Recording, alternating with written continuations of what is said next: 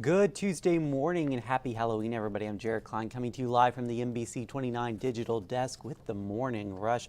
First off this morning in our local headlines, resource officers are back in the hallways of schools in Albemarle County. Police were removed from schools back in 2020. The district said earlier this year it was drafting a document with county police outlining the duties of these SROs. The role goes beyond just providing security, though. It also involves connecting with students. At last check, the wildfire in Madison County has scorched more than 500 acres of land.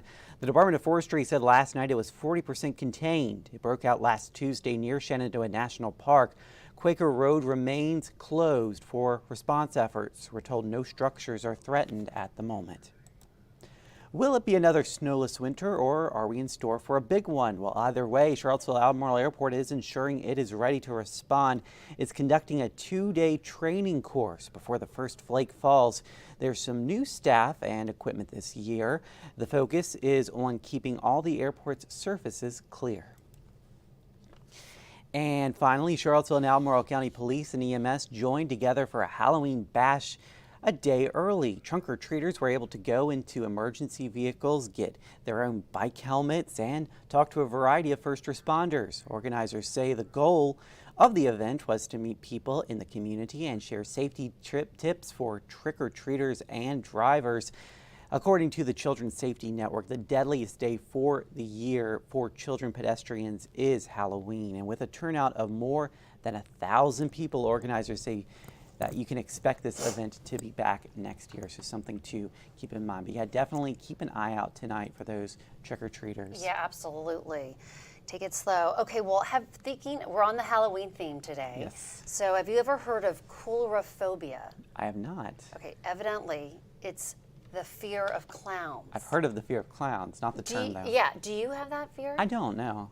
I don't know if I have a fear of them per se, but I definitely don't like clowns. And I don't like mimes either.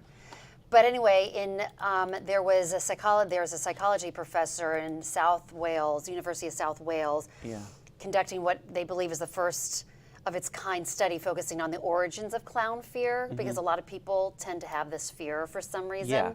And they did a survey of 500 people, and some of the things that they found was, the clowns, you never know what they're thinking, so that can kind of be an underlying reason for some people. Make you uneasy. It makes you feel uneasy. Also, they're unpredictable, which it's true. Like they can come up to you and start doing things, and I don't like that, especially the mimes. I find that odd. Exaggerated features like the white face and the nose, red nose, and puffy hair. And then, of course, movies. That has really kind of made them more terrifying, some of those. The exaggerated features probably what I think is driving a lot of this fear. I think so. And the white makeup, I don't like it. I've never had that fear. It is a very terrifying movie, but that's very true. That's the only clown I'd be probably scared of if I saw Pennywise walking down the street. I just get creeped out, I think, for some reason, and it's probably all of those things combined. So, but it's evidently a phobia. Interesting. I've never really thought about where that fear came from, but I know a lot of people are scared of clowns. So. Oh yes, they are. All right. So, I don't know about you, but I love watching scary movies. I do, And if I don't get that feeling, that jump factor in a movie, I'm kind of like bummed. Really? So there's this study where movies, you can see in the 80s, 1981, there were movies, including The Evil Dead, where there was a lot of that jump factor in the movie, and then it kind of died down, and then in the early 2000s, Freddy versus Jason, there was 24 jump scares, and then it's kind of on the downward trend again.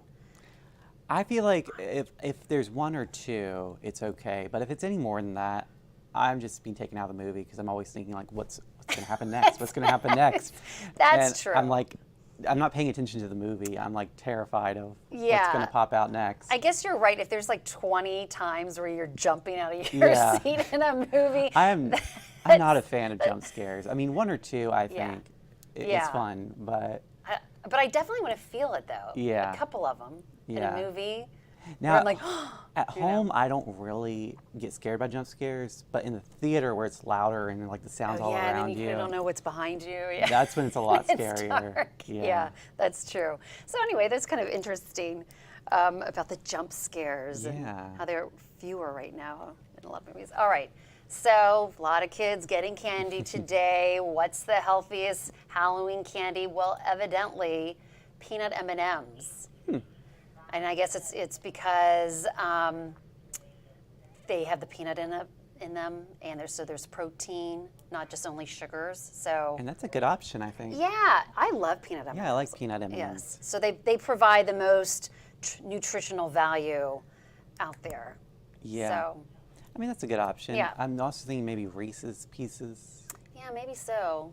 Because they've got peanut butter? the peanut butter in Yeah, it. Yeah, they're now I'm just filling. thinking of like peanut butter. But the sunrise number this morning was the candy that came from the idea came from south of the border. Yeah. Hot tamales.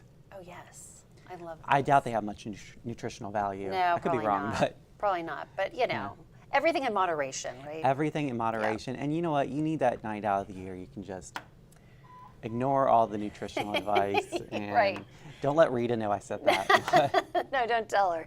But she would also say though, you know, in moderation. In You can have a moderation, piece or two. Yeah, just not the whole bag. Up the whole bag. Yeah. So. All right. All right. Well, thank you, Jennifer. You're welcome. So tonight, it's definitely going to be a lot more chilly out there. So make sure you bundle up under those costumes if you're headed out to get candy. And we're staying cooler this week with highs in the 50s, warming up a bit for the weekend, but getting as low as 29 on Wednesday night. So definitely will be a wake-up call on Thursday morning when you head outside and it is very cold out there. A reminder that we are entering November. I hope you guys have a great day out there, a great work day, and we'll see you again on NBC 29 News at noon.